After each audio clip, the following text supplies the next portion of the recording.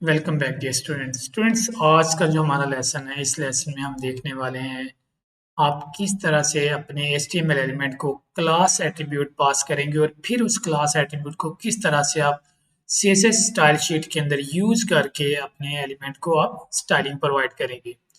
इससे पहले हम देख चुके हैं कि हम एलिमेंट्स को बाय टैग नेम जो है वो गेट करते हैं CSS के अंदर, बट ये जो लेसन है इस आज के इस लेसन में आप लर्न करेंगे आप अपनी मर्जी का क्लास नेम किसी एक एलिमेंट को या एक से ज़्यादा एलिमेंट्स को प्रोवाइड करके उसके ऊपर स्टाइलिंग जो है वो अपनी मर्जी की कर सकते हैं। तो चलें, इससे पहले हम थोड़ा सा अपना जो कंटेंट है उसको रीड आउट कर लेते हैं। हम चलते हैं अपनी यूनिवर्सिटी.org साइट के ऊपर।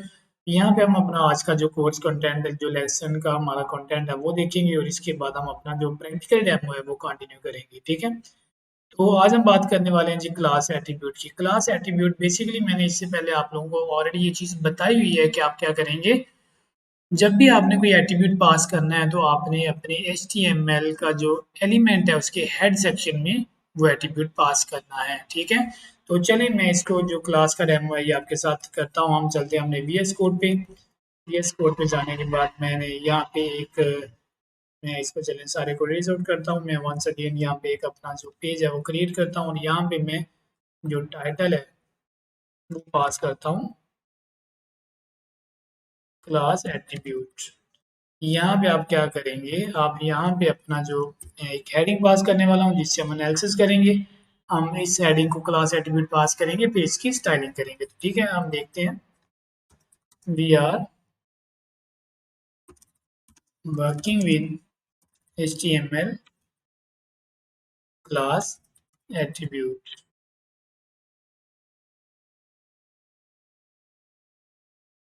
जी, क्लास एट्रीब्यूट मैंने एक हेडिंग लिख ली। अब मैं इस हेडिंग की ज़रा आउटपुट आपको दिखाऊँ। मैं इसको सेव करता हूँ। सेव करके हम चलते हैं अपने ब्राउज़र पे एंड यू कैन सी। मैं इसको ज़रा रिफ्रेश करता हूँ। आप देख सकते हैं we are working with class attribute. ये आपके पास बिल्कुल प्लेन टेक्स्ट आ गया without any styling.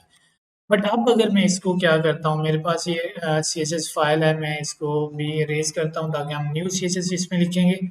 First of all मैं इस फाइल को लिंक करूँगा अपने इस HTML पेज के साथ। तो मैंने इसको लिंक कर लिया। लिंक करने के बाद ये सारी चीज़ें मैं आपको ऑलरेडी बता चुका हूँ। लिंक करने के बाद अब यहाँ पे मैंने जो मेरा HTML एलिमेंट है इसको मैंने कोई क्लास पास नहीं की। तो जैसा मैंने आपको ऑलरेडी बताया, आप क्या करेंगे, क्लास या कोई भी एट्रीब्यूट जो आपने पास करना है अपने HTML एलिमेंट्स को, तो आप हमेशा HTML एलिमेंट का जो हेड सेक्शन है वहाँ पे साइन करेंगे। तो यहाँ पे आप देख सकते हैं मेरे पास ये जो H1 है ये इसका हेड सेक्शन है या ओपनिंग टैग है। ठीक है, ओपनिंग टैग के अंदर मैं अब क्लास एट्रीब्यूट पास करूंगा। ठीक है, और इसकी मैं जो क्लास का नेम है वो हेडिंग रखूंगा। अब मैं अपनी CSS के अंदर इस क्लास नेम के बिहाफ पे इस क्लास नेम को यूज करके मैं इस अपना जो HTML H1 हेडिंग एलिमेंट है इसको स्टाइल कर सकता हूँ। How, let's see. यहाँ पे मैं आता हूँ तो क्लास को गेट करने के लिए फर्स्ट ऑफ ऑल आपको डॉट लगाना पड़ता है। जब भी आपने CSS के अंदर किसी क्लास के साथ काम करना होता है, किसी क्लास को किसी भी एलिमेंट को जिसकी आपने एक प्रॉपर क्लास क्रिएट की हुई है उसको आपने गेट करना होता है, तो आप पहले डॉट साइन लगाते हैं, उसके बाद आप उस क्लास का नेम लिखते हैं। तो मेरे केस में क्लास का नेम देखें हेडिंग है। Let me show you. ये देख सकते हैं आप, जो मेरे केस में क्लास का नेम है वो हेडिंग है, तो मैंने यहाँ पे हेडिंग लिख दिया। कर्ली ब्रेसेस आप लगाएंगे इसके बाद और यहाँ पे हम लिख देते हैं जी बैकग्राउंड कलर। और यहाँ पे फॉर एग्जांपल हम ब्लू चूज करते हैं। मैं इसको सेव करता हूँ, ब्राउजर पे चलते हैं तो यू कैन सी आपके पास जो कलर है वो बैकग्राउंड कलर वो चेंज हो गया। तो मैं इसको थोड़ा सा और अट्रैक्टिव बनाता हूँ कलर वैल्यू पास करके। मैंने इसको सेव किया और अब यहाँ पे जाएंगे ब्राउजर पे तो यू कैन सी ये आपका जो HTML हेडिंग हेड एलिमेंट है, सॉरी हेडिंग है आपकी H1, उसको आपने स्टाइल कर लिया विद बाय यूजिंग क्लास। अब यहाँ पे एक और जो क्वेश्चन है वो ये है कि आप आपके जो डिफरेंट क्लासेस हैं, आपके डिफरेंट HTML एलिमेंट्स हैं, आप उनको डिफरेंट क्लासेस असाइन करना चाहते हैं तो क्या आप कर सकते हैं? जी, आप डिफरेंट HTML एलिमेंट्स को सेम क्लासेस जो है वो असाइन कर सकते हैं। Let me show you practically. यहाँ पे मैं एक अपना जो पैराग्राफ है वो क्रिएट करता हूँ। तो पैराग्राफ क्रिएट करने के लिए p टैग में लगाऊंगा और यहाँ पे हम लिखेंगे hello we are working with our HTML class attribute. ये मैंने लिख दिया, मैं इसको सेव करूंगा। सेव करने के बाद मैं इसको, चूंकि एक लाइन का कभी भी पैराग्राफ नहीं होता, तो मैं इसको कॉपी करूंगा मल्टीपल टाइम्स। मैंने इसको कॉपी किया और यहाँ पे मैंने इसको मल्टीपल टाइम्स कॉपी करके पेस्ट कर लिया और मैंने इसको सेव किया। सेव करने के बाद हम जाएंगे ब्राउजर पे, तो यू कैन सी आपके पास ये एक पैराग्राफ क्रिएट हो चुका है। अब हम चाहते हैं कि इस पैराग्राफ को भी हम सेम जो क्लास है वो असाइन करें, तो क्या करेंगे, पैराग्राफ के हेड सेक्शन में जाएंगे।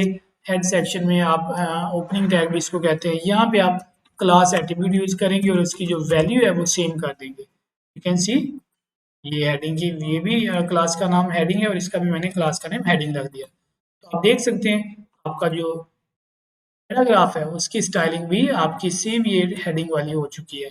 चलिए एग्जांपल एक और लेते हैं। अगर आप यहाँ पे एक और कोई नया एलिमेंट बटन क्रिएट करते हैं और उसको भी आप सेम क्लास असाइन कर देते हैं, तो इसका इसके ऊपर क्या असर पड़ने वाला है। मैं बटन के हेड सेक्शन में जाऊंगा ओपनिंग टैग में और यहाँ पे मैं लिखूंगा क्लास एट्रीब्यूट। इसके अंदर आप लिखेंगे हेडिंग। मैंने इसको सेव किया। सेव करने के बाद मैं जाऊंगा ब्राउजर पे, तो यू कैन सी ये जो आपका बटन क्रिएट हुआ है इसकी भी जो स्टाइलिंग है सेम, आपके तमाम जितने भी इस वक्त एलिमेंट्स हैं सबकी स्टाइलिंग सेम हो चुकी है। वाई?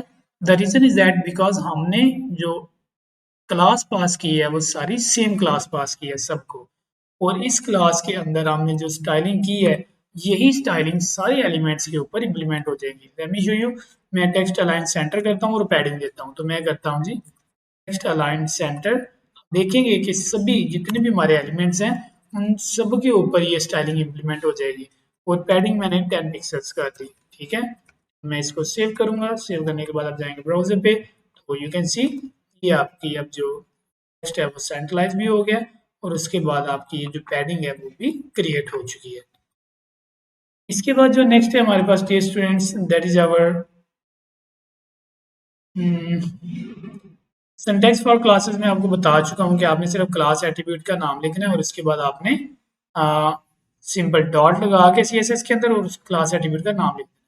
मल्टीपल क्लासेस का कंसेप्ट भी मैं आपके साथ क्लियर कर चुका हूँ, आपने किस तरह से मल्टीपल क्लासेस के साथ काम करना है। आपके पास जो नेक्स्ट है जी that is our uses of the class attribute in the JavaScript. JavaScript के अंदर आप क्लासेस को किस तरह से गेट करेंगे। जावास्क्रिप्ट के अंदर हमारे पास एक फंक्शन होता है document dot gate element by ID, document dot gate element by class name. तो क्लास नेम फंक्शन का यूज करते हुए अपनी जो क्लासेस हैं उनको गेट कर सकते हैं। तो ये जो पोर्शन है ये हम जावास्क्रिप्ट के अंदर क्लियर करेंगे, कवर करेंगे। तो स्टूडेंट्स आज के लिए लेक्चर इतना ही इनफ है। इंशाल्लाह अगली क्लास में मजीद इंफॉर्मेटिव वीडियोस के साथ फिर मुलाकात करेंगे। तब तक के लिए अल्लाह हाफिज़।